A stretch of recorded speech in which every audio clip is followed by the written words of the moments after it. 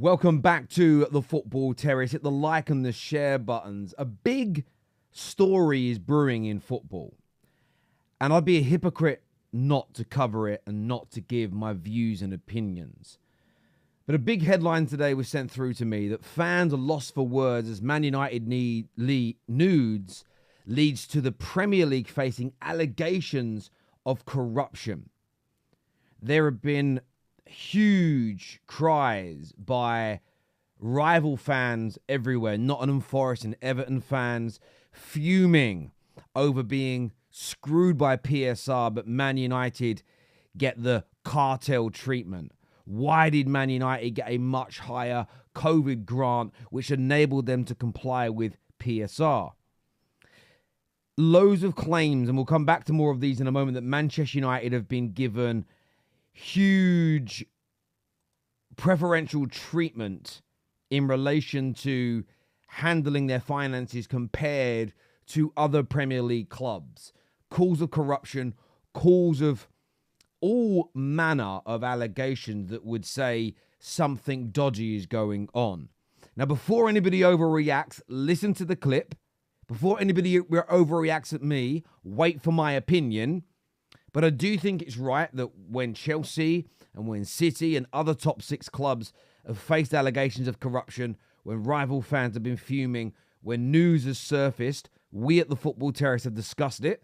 Just because I'm a Man United fan doesn't mean I'm going to ignore it. But let's take a little listen here to what was actually said so we have all the right information. Let's go. Again towards the end of the window, right. or if they can, of course, in January. Briefly, were Manchester United sailing close to the window on profit and sustainability? United is very interesting because we do have quite a lot of information about United because, of course, they quarterly report in the US. And so we know that they've told us that the end-of-year results will have a £660 million top line and about 140 million EBITDA, which also tells us certain things about their costs. Now, bottom line is, when you drag that down on the 3-year assessment, United would have failed PSR for the season just gone, save for two things. One is they were given, it appears, an exceptional allowance of £40 million for COVID in 2022, which no other club had. So how'd they get that? The most any other club had was about £1 million in that period. So how'd they get 40? We don't know. On top of that, So first of all, I'm going to stop it and say this. So the initial claim is Man United should have fouled PSR in the 23-24 season just gone. But we circumvented that because 3 years ago we were given a £40 million COVID loss allowance. Now, we don't know why we were giving it.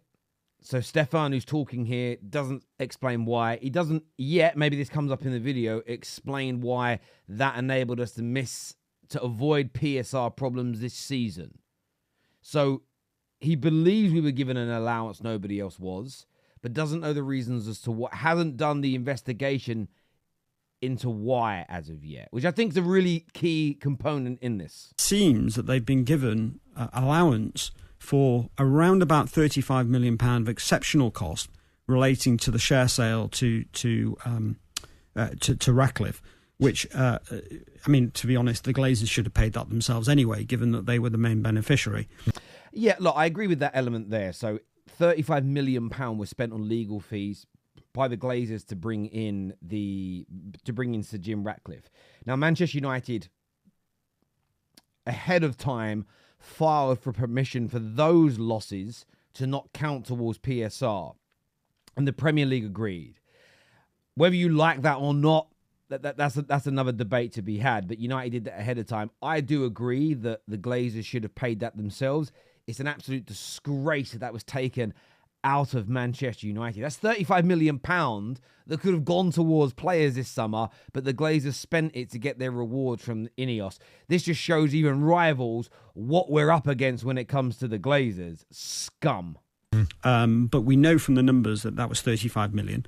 And the only way in which they can make the 23-24 PSR number, and this is not just my view, this is the view of multiple people who run the numbers, based on publicly available information from the US, the only way they could have made that PSR target was by having these allowances, which are relatively exceptional in the game. So I think around the table at the Premier League, when you've got Newcastle having to scurry around on the 29th and 30th of June to sell players, and then they discover that actually United have had what appear to be quite exceptional allowances, and where you've had a season where Everton have all of their troubles and continue to have them Questions with need to be asked. the capitalisation issue that's still upcoming in the current season, in the forthcoming season.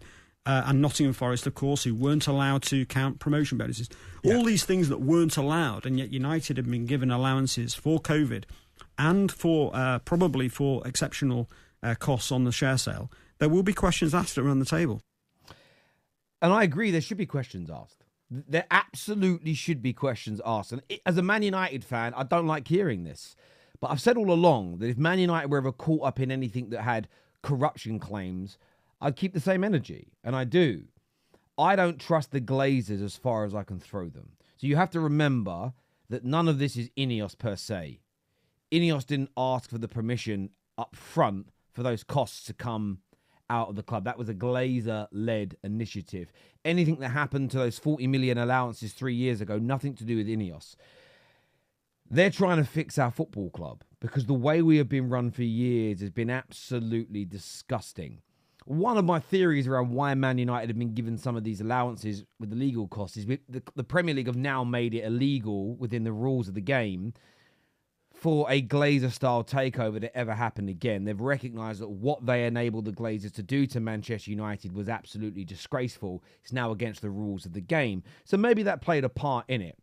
But I understand why rival fans are out here fuming. I understand why rival fans are out here calling corruption. I understand why rival fans are saying, well, hang on, we only had £1 million allowance. We've been deducted points. We're having to sell players. We've been up against it. We can't do anything. And yet Man United have been given this £40 million allowance plus another £35 million. That's £75 million of corruption. The way you end this, though, it's for any Man United fans kicking off saying, Terry, why are you talking about this? Well, we all want transparency, don't we? We all want honesty. I also want to know what the hell the Glazers have been doing at my football club. And it's the reason why I've not started putting money back into my club yet. Because I can't morally, financially support owners who I do not trust. I want to get behind Ineos. I want to get behind getting the Glazers out long term. But I won't give money to those absolute mother. I won't do it. It's as simple as that. So I understand what rival fans are calling this out. Where I will defend Man United slightly is where this is different to sort of City's claims, where this is different to Chelsea's potential situation, where they've reported themselves for financial misdemeanors, or with City's there's evidence of potential corruption. The one thing from Stefan here is that he didn't know why Man United were given any of these allowances, and that's because he's basing everything he's saying on just reading their trading accounts. So what I will say is that I'm intrigued to know what the explanation is to this and why it's different from other clubs. You may find that Man United have appealed to the Premier League in an innovative way that other clubs hadn't thought of, just like Chelsea finding these loopholes, and the Premier League were like, oh, God, we can't say no. God, they've got us there. They can't say no. The Premier League would never publicise that, otherwise other clubs could do it. So maybe there is no corruption whatsoever. Maybe Man United have been given special treatment, which some will call corruption. Some may just call favouritism and the cartel. And I do think this is sport, and we want fair play and we want equality as best as we can within football. So these questions have to be answered. They really, really do. And it pains me as a Man United fan to say it, but I understand why people are frustrated. I understand why people are angry. Now, there's no defending Man United here per se. Not because you don't want to or don't need to, but no one knows the reasons as to why. So you can't fully defend United or fully condemn Man United until we know the rationale. So what I hope happens from here is that information is given to us in the public domain so we understand what's going on. More transparency around the finances in football is needed. That leads to genuinely less cheating, less corruption, and less problems in future. But as ever, look, I want all your thoughts and I want all your feelings in the comments section below. Best community in the world as ever. Take care, goodbye, God bless, and I'll see you soon. Peace.